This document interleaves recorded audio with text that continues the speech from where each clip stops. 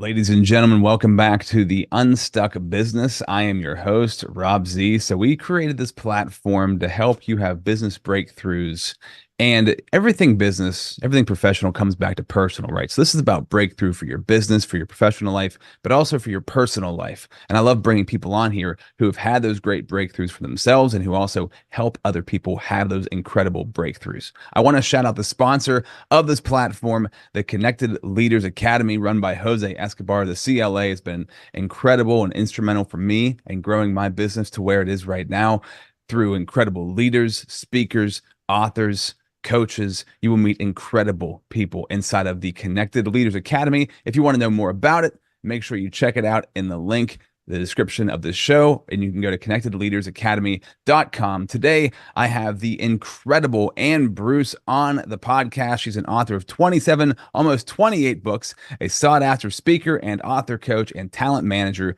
who has spoken for the White House, the Pentagon, GEICO, Sony International, BestBuy, and other Fortune 100 companies. Her expertise extends to Fortune 100 companies, media production, and one-to-one Discover True North retreats at the beach where she lives in Southern California. Thank you, Ann, so much for being a part of the Unstuck business. You're very welcome. Thank you for having me. It's a great pleasure. I'm happy to be here.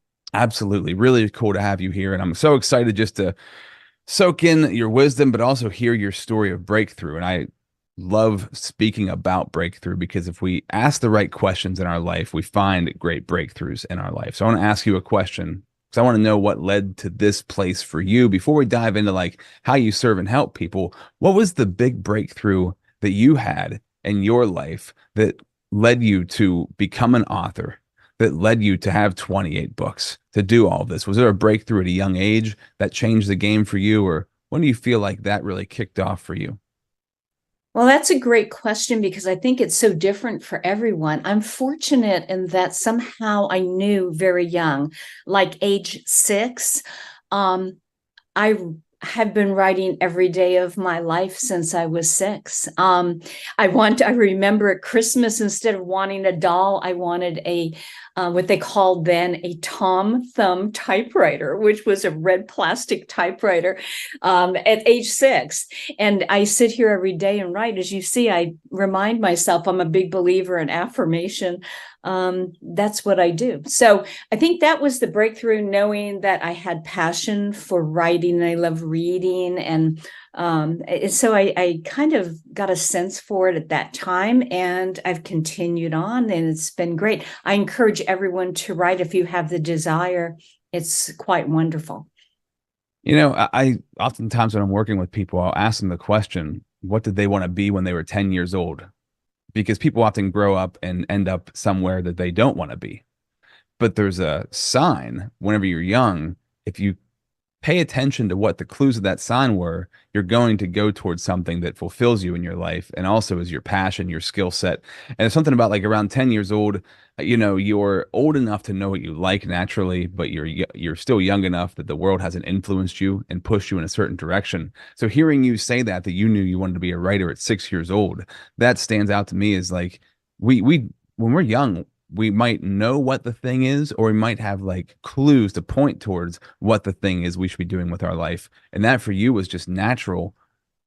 What was it as you knew you loved to write and you knew that this was something, because there's so many people out there at a young age who love to write, but a lot of them never continue on to actually become a published writer, to never go on to become an author coach. How did you stay on that path? Who were you encouraged by? How did that go? Well, I'll tell you, that is really a terrific question.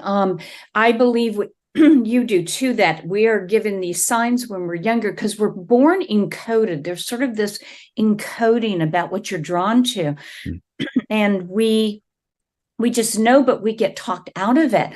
And especially as wanting to be a writer, I can remember saying to adults when I was young that I wanted to be an author.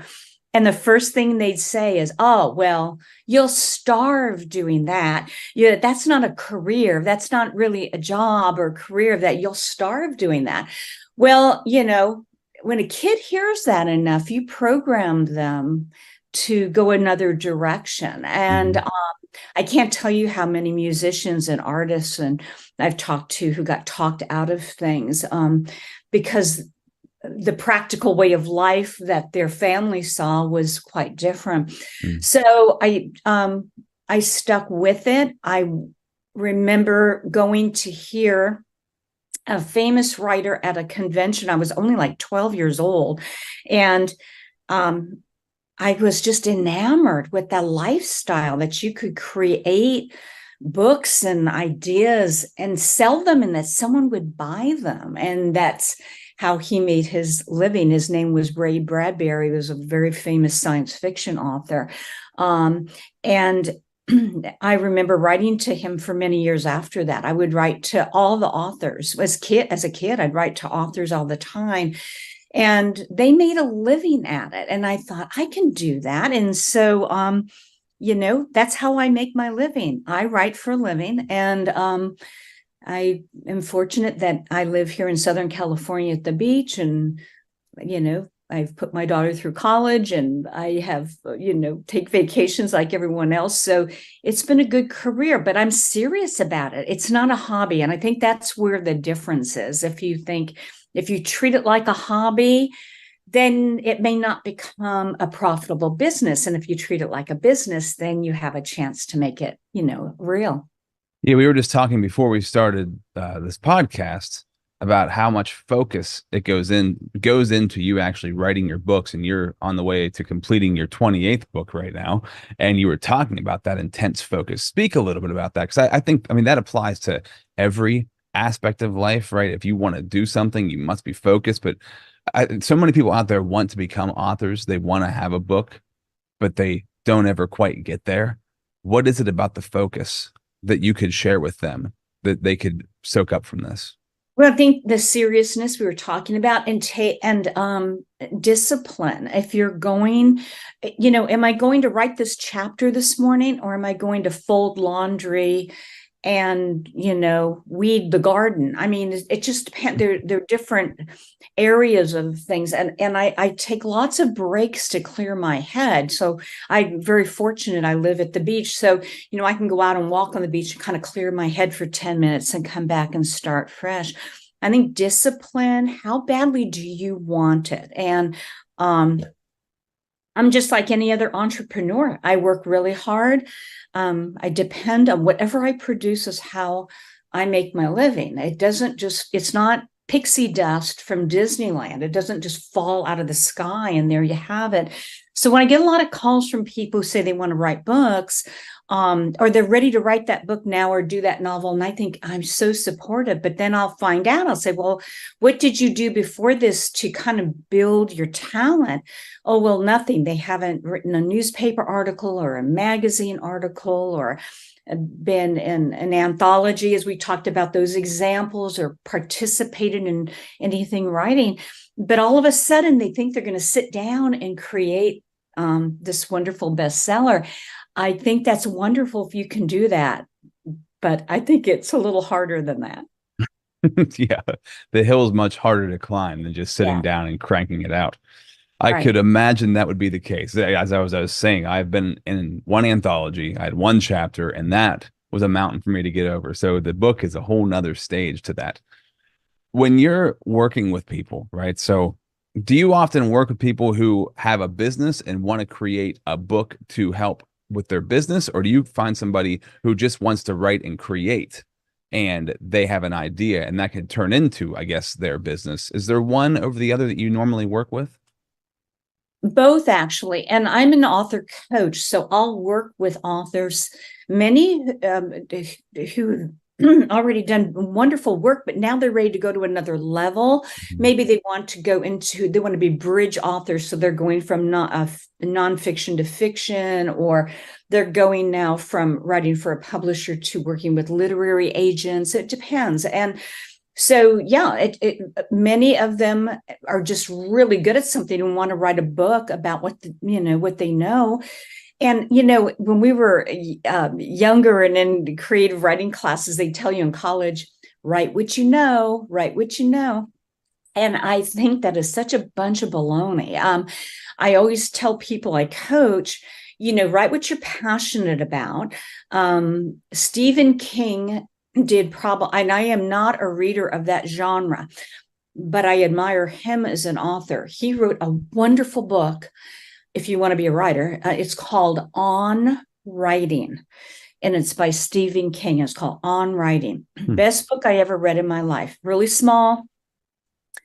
And he just says, when they tell you, write what you know, that is the worst advice in the world. He goes, look how I've made my living, the genre of books that he writes, these thriller books and so forth. But he's not that person. I mean, he didn't do any of those things, and he just, and I think that's such a great example. Yet, his first book was turned into, a cult movie, a wonderful, successful movie. So it just, you write what you're passionate about or what excites you, because if you're going to sit at this desk for 12 hours and write, you better be excited about what you're writing about it. Because if you're bored, everyone else will be bored with you too. Very true. And if you're bored, you're probably not going to finish the book. Right. You're not going to finish writing it, and nobody wants to finish reading it. Right. So, I've heard before, and I understand this model that, and this does work for business owners, that a book is like a business card. So instead of a business card, handing that to somebody, they could just toss the business card away. You give them your book, they're more likely to keep it. I find that sometimes it seems like people are just writing a book. So it's the business card they can hand out, not necessarily something they're, like you said, deeply passionate about. It might just be something they know. Do you recommend that model of like, this book is your business card, or do you help people write a book so it becomes a #1 bestseller? What's your thought process? What's your thought No, process I there? recommend what you just said. If someone wants to increase their credibility in their business, and they're doing a lot of speeches, especially, and they're trying to get a following and get more speeches. Remember, your book, all this is a mini billboard, or like you say, your card, or a mini billboard. And the idea, really, most of us as authors, we don't make a lot of money writing. We make our income from the spinoff of those books. So somebody, and I've been very fortunate, I would say not glass, I've been very fortunate. My books have been translated into 36 different languages around the world. So what will happen is, it may be, in Asia, it may be somewhere else in the world, Germany. Somebody will call and want me to come speak, or in the United States, certainly quite a bit. And then they're like, oh, I read your book, and we want you to come speak to our group here at GEICO or wherever it is. And so that it's the spinoff that creates the momentum that gives you the business. It's not the royalties on the book. Because a book will get you on stages. A book will get you in front of people. It makes you the expert, right? Creates the expert in that area. Mm-hmm. That's great. And so that, with me, I hear that and it's like, okay, so don't write about what you know. But if you're an expert in something and you know a lot about that, but obviously if you're an expert, you're going to be passionate about it also. So you need to have that passion mixed with that expertise. Exactly. And I did some of those too, like with Speak for a Living and Presentation Essentials and all of that just came out. And I'm always schlepping books. I always say I'm always schlepping books. That's the latest book, did with my friend Sardik Love, Presentation. That's why you ended up on here. That's right there. That's such a good book. I knew I loved you, Rob. Thank you for reading that book. And that he and I, that's what we do. So we kind of collaborate and say, okay, let's do this for McGraw-Hill in New York. And we did. And it's done really well coming out of the gate, because it does, and so, yeah, we sort of know that business, and that was something we just know about, and it could help us also get bookings and so forth. For me, I do a lot of coaching. I do a lot of author coaching. So people will fly here and stay here for 2 days and do one-on-one coaching with me, or I'll coach them by Zoom, whatever it may be, to help them get down the road, because I wish I'd had that when I started out. I wish I had someone I could have just talked to or asked, what do you think about doing this? Or what's it really like in the publishing world, and how hard is it? And all of those things. So I didn't have anyone to talk to. I learned the hard way. I made a lot of mistakes. So I think I can save a lot of people that heartache if they have an author coach or a talent manager. What are some of those big mistakes that you made that you want to help people avoid? I What are some wrote of too the, much. I was too wordy. Um, I'd have edit back when I started too. It was like I call it the Lou Grant days. I mean, you'd sit there and it was very male dominated, very few women in the business, and they were the senior editors, and they were really, they didn't laugh or smile, and everybody was like hard drinking and smoking and talking and doing everything. And you gave them your manuscript, and it would not be unusual for them to throw it back at you. or say a wide number of adjectives they want to use to describe the book. And those were my best teachers, because I really did learn less is more. I would get a little too verbose, or I'd say something in several sentences, and I can remember them saying, you could say this entire book, you could put on the back of your business card. Back then, when we used to use business cards, you could put it in 3 sentences. You could take your entire life story, and they really taught me how to take the content, get to the point, say it, and move on. And that was wonderful advice. Now, see, this is interesting to me because I hear and you see a lot of like big books, and I have somebody that I follow that is basically got me into reading. And one of the things that he says, he's an online personality named Ty Lopez. He is one of the biggest book clubs in the world. And one of the things he says is most books, there's like one good idea in that book, yet the publisher forces them to write 500 pages and get very verbose about that one good idea. So you approach it the opposite way of like, don't make it this many pages. Well, you have to have you have to have the page number. So he's right about, he probably had 55,000 words or more. Sounds like in his case, maybe even 60,000 words and more. Typically, the average book that you would have 6x9, this is a standard size book, would be about 50,000 words. So that's a great question. So you have one topic, in this case, speak for a living. And then you extrapolate from that, you pull from that. Now, from speak for a living being the umbrella idea, you have all these ideas that come under it. And that can be a variety of things: how to deal with stage fright, or how to handle certain stories you open with or close with in a speech or PowerPoint or whatever it may be. So then it becomes all those words. So I understand what he's saying. I agree with that. And the publisher, certainly they can't sell a book without it having some substance to it. But whatever you're writing, they don't want you to bore the reader to death. And, I've always said this for years. If what you do is boring, what you write is boring, then so are you. And so that kind of stuff, if you go on and that reader is bored, you're boring too. And right. I never want to be perceived as that. And I think a lot of writers don't want to be perceived as that. Yeah, it would be a horrible thing to know that somebody was bored by your book. Yeah, you wouldn't want to have that happen. That's for sure. So I want to talk about the success stories of people that you've worked with as being a talent manager and an author coach, because I'm curious, like the transformations that you've helped people make in their businesses, in their careers, and the breakthroughs, because this platform's all about finding breakthroughs. So I want to talk about that, some specific things you really helped people and changed their life with. First, we're going to shout out the sponsor, the Connected Leaders Academy. Jose Escobar and the CLA is the main sponsor for the Unstuck business and the Unstuck movement. Let's shout him out right now.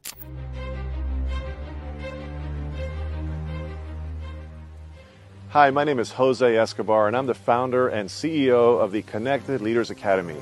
We're a growing tribe, a community of entrepreneurs all over the world, globally, all across the country, high performers, titans of industry. If you're an entrepreneur and you're looking to grow personally and professionally, scale your influence, develop your skill sets, move the needle in your business, more clients, more money, more profit, the bottom line. And of course, grow your circle and your network like never before. This is where you want to be. Join the Connected Leaders Academy today. We are scaling massively. We want to welcome you in. Check me out on Instagram and on Facebook, the @ JASCO25. We look forward to having you join us. Take care. Welcome back. And so I'm curious, you've had so many years of experience, written, coming up on 28 books. You've helped thousands of people write their books, be inspired by what you do, help them in many different facets. So what are some of those big breakthroughs, the success stories that you've had throughout the years where you've transformed somebody's career through what you do? That's a great question. I think I'm definitely a confidence builder. Without confidence, nothing happens. And you can have all the, pandemics in the world and everything else, but the biggest epidemic is lack of self-esteem and lack of belief in yourself. And so when that comes into your life, that's the reason why so many authors don't finish books. I can't even tell you how many authors don't complete their books. Or sell them after they're done. They sit in their garage or in their grandmother's garage, and then with no one ever seeing them. And part of it's that lack of self-worth. So I think I'm very good at helping people find that, not in an artificial way, but in a way that is really human. And so that, that's important. And I do coach authors. I'm very selective who I coach, because I'm not the right fit for everyone. You have to make sure you're the right fit for that person. I'm very action oriented. I'm very good at articulating what needs to be done and helping people discover themselves. But some people need a different kind of coaching. Maybe they need to go take some classes at school first or something. That's fine. So I'm really selective. And then I determine, how am I going to coach that person? This may be an author that's doing a novel and it's very, oh, wow, it's heavy, something really heavy. It could be a celebrity. I've worked with tons of celebrities. And of course, many of them, because of their schedule, may not write their own book. They're involved, but I may be involved with that book from a ghostwriting perspective or something else, or just helping them do some things that they don't do in their acting career. And so that's been fun for me. I've worked with a lot of executives, and so everyone's different. I look at every individual differently, and I do my best to help them. But I do make sure we're a good fit and there's alignment there, because you don't want to let anyone down, and you want them. Nothing is more wonderful than seeing your client rise to such a level of success. And then you're in the front. I'm always in the front row. When they go on stage or their movie comes out or whatever, I'm in the front row. Incredible. I'm their biggest fan. I have a mentor. He's in his 80s. He is the wisest man that I know. Incredible guy. He's been writing a book for 30 years. Okay. And I see, I can't imagine this guy who has this just unbelievable wealth of knowledge to put everything into, a few hundred pages. And I think that's where he struggles, is he's got so much information. And I don't know if that creates a perfectionism in it, or it's just constantly going over, is this the right way to say this, the right way to do this? How do you help somebody get past that place, where they might be an expert, like a guru in what they do, but they can't seem to pull the trigger on just saying, this is good enough, let's get it out there? How do you help them jump over that threshold? Because that seems to be a big barrier for a lot of people. It is a huge psychological barrier. And I've worked with a few people who were brilliant writers, far better than I am. And they never could finish the book. It just because to them it was never good enough, or they needed to do just a little more research, or they needed to have a little more evidence-based information to complete that. And they never completed the book. I can right off the top of my head think of several. And it's a shame because they were just spectacular authors and could really, just do a great job. But nothing was ever good enough. And so there is a lot of psychology to writing. There is a lot of psychology behind that, and why people don't complete projects, or why they do not finish their book or whatever. It's and I'm not a doctor, but I've certainly been part of lots of discussions on it, and it seems like that could really get in your way. How do you help them move past that? How do you help them just decide? Like, what do you say? What's something you would say to somebody they can't seem to pull the trigger on? Well, how do you do it? How do you just decide, that's it, I'm done, the book's done, I'm doing it? I realize I'm never going to be satisfied. And even now, when I pick up my book and I know that this came out and it's selling like hotcakes and everything, there's things in here I'm like, oh man, I wish I'd said it this way, or I could have made that a better point, or whatever. I know that I'll never be 100% satisfied. And part of that is a good thing, because you're always hungry for the next thing. And I'm okay with that. And I did have an editor, and his name is Mark Morrow. He told me one day, let it go, because I had kept revising the paragraphs. And he said, just get it out of your head, get it down on paper or on the laptop, and let it go. And we'll take care of it from there. And that's what editors are for. When you're with a publishing house, you have a team of professional editors right there. That's their job, to take what you've done now and polish, or, catch errors, etc. And it allowed me, when he told me that, because I was really stuck. I mean, I love your title of which you speak on in your podcast, and you talk about getting unstuck. So many people get stuck, and I was getting stuck. And when he said that, I just let it go, because the whole idea is that you're going to get it and you're going to go, oh, what is this junk? This is terrible, or she can't write, or he can't write. No one thinks that. It's content. Content is king and queen. So you keep pushing the content, and let the people who are expert at what they do, the editors, do their job, and you keep pushing content.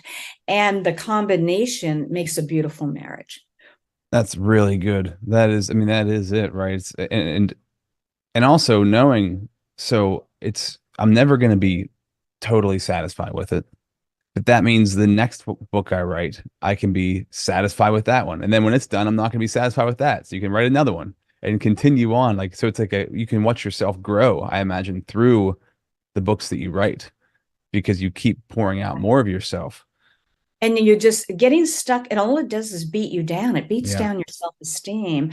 And I just had this conversation the other day with a client, and he's really brilliant, but he was beating himself up so much. It's like, okay, why don't I just hand you a rake and you go ahead and just beat yourself up, because I don't have to do it, because you're doing it for, just wouldn't let it go. And the idea is it's good enough. It's going to be fine. I don't mean produce junk. I don't mean that. It's just let that go and keep moving, because everything, Rob, comes down to movement and momentum. If you don't have movement, and I wrote about that in Discover True North, which is really, I'm so very proud of my book, because that is really a navigational tool for life. You have to have movement and momentum. And without that, nothing happens, nothing. So if you can keep that going, it just keeps everything going, and you're going to screw up, and that's okay. I mean, we all do. I think, it's all those failures that failing forward gives you to move forward. This is life and being a human being. And so, it takes a long time to get there, because so much comes down to how you're raised and the culture you're raised in, where you come from. That's all very pertinent. And so I can be sitting here right now in Southern California writing my new book and so forth. And, and I come from a certain culture. I'm from the East Coast originally, and I have a wonderful family and very, it's very gregarious and all that. And I've been all over the world, and some cultures are more reserved and have a different belief system, but everybody has a wonderful way of doing things. So you have to find what's true to you, be true to yourself, and then take one baby step at a time. And give yourself grace and space. You said movement plus momentum. I always think of patience plus perseverance, and like you said, take one step at a time. Like if you have patience plus perseverance, then you're putting one step in front of the other, moving forward, maybe not in giant leaps, but those little tiny steps add up to giant leaps. So it's the perseverance while being patient combined together that is so important. And you said earlier about self-worth, and you've had people who will write a book and put all their time and energy into it, get it published, and then leave it in their garage, right? Is it like they poured so much of themselves into something that they're afraid the world's going to see who is it like a vulnerability sort of thing? Or is it they're afraid they're going to see all their flaws? What is that? It can be that. That's a great point. It can be that all of a sudden they psychologically, they don't want other, they're embarrassed, or they don't want, what will other people think? That's a big thing, especially with authors and speakers. Everybody's worried about what everyone else thinks. I always say, let that go. Who cares? Don't let, that's part of it. The psychology of, all of a sudden you realize, okay, I got that book done. And this pertains to self-published authors more than mainstream. I didn't realize how much work it was going to take for me to sell this book. Oh my gosh, I didn't realize I had to do a podcast, and I had to do, I was a social media, I post on social media on all the platforms, at least 7 per platform per day. And I'm teeny weeny person in this world. That's nothing. You have got to throw so much spaghetti against the wall to sell a book, because your book, no matter how great it is, it's just one little book in the whole wide world. And I'll take, oftentimes when I'm doing a class, I'll take my whole class and go, come on, let's go. And we all go to Barnes and Noble, because those are still open. We still have Barnes and Noble brick and mortar. And you walk in, especially like if you're in Ventura, we have a big one, 2-story escalators, all this. In San Francisco has a big one, New York. And you look around you, and all these, thousands and thousands and thousands of books. And, all of a sudden, you don't feel like such a hot shot anymore. I mean, you just, you got one. And I went into Barnes and Noble the other day, and they had 2 of these on the shelf. And of course, I was like all excited, and it was, but in all honesty, it's like a sea of books, and unless you were really out looking for my book or to make a presentation, you probably never would have known it was there. So that's the thing too with a book, is like, I've never gone anywhere and looked for a book and found it and bought it. It's all through referrals. Somebody has to refer a book to me, because there's like, I love going to Barnes and Noble, but I get like paralyzed by books. There's just so many. So I need, like, if somebody tells me this is a book you need, like Presentation Essentials, I was like, oh, okay, I'll get it. Like, it's, for me, it's all referral based. And I imagine a lot of people are like that. A lot of us are.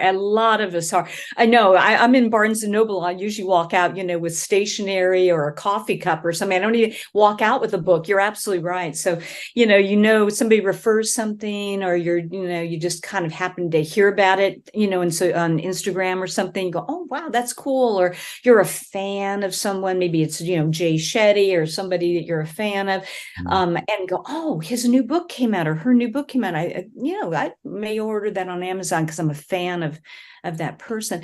There's a million reasons people, will buy books. The main thing is, if you want to write have the confidence, and be aware that people will tear you down. Again, most people don't look at it as a profession, don't look at it as any way you can make a living. And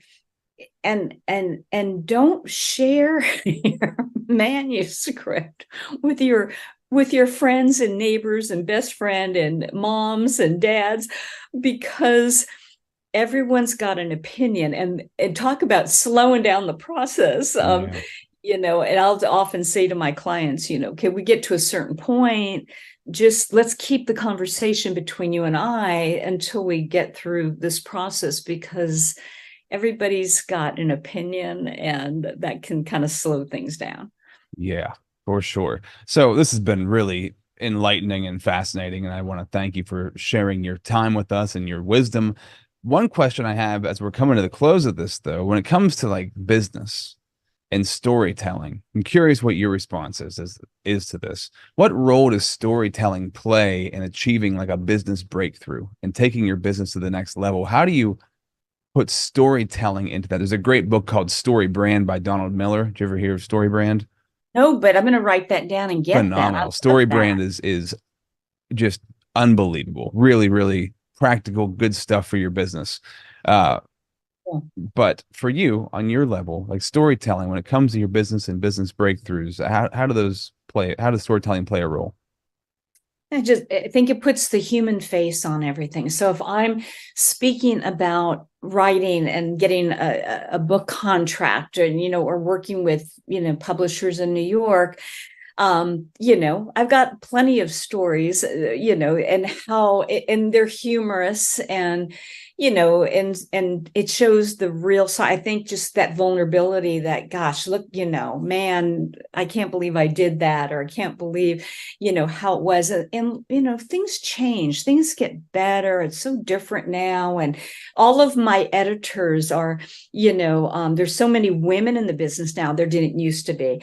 Many are young parents, and they're spinning all the plates too. So you find whatever the human side is that's relatable to that audience, and then you share that, because we all have a million stories, but you share what's relatable, and allow humor to be the connecting force, because everybody, and this, I have been all over the world. Everyone is someone's son or brother or sister or mom or best friend. I mean, it doesn't matter. People connect with the human side of your story, and speaking the same language has absolutely nothing to do with that. And so that's, and I have learned that when several of my interpreters didn't show up at certain speeches, and it was me and a group from Poland, and no one spoke the same language, and we got along just terrific. And to this day, we still stay in touch. So, you just have be open, and be thankful, be grateful, and allow whatever your belief system is to allow you to roll forward. And then you can, be the best that you know how to be today, because tomorrow that's going to change, Yeah. Really good stuff. Thank you so much, Ann. So if they want to find you, they can go on Instagram, Ann Bruce Author, on Facebook, Fans of Ann Bruce, Twitter, True North Author. And what about your website? Is it annbruce.com? It is. And I'm all over social media. So you can't miss me on social media. You can go to annbruce.com. You can Google me. You can, but the social media has become the driving force of everything, which I personally love. It's just, because the audience is so wide and varied. So you can find me anywhere on social media, and DM me.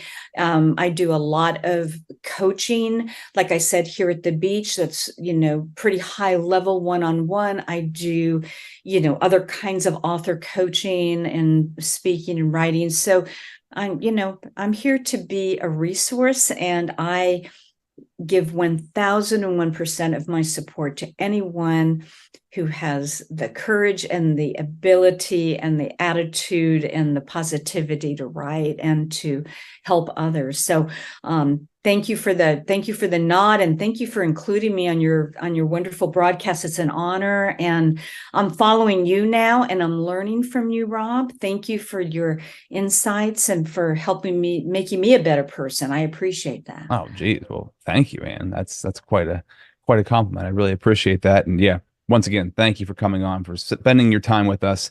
This has been incredible, and I just want to thank you for being a part of the Unstuck movement.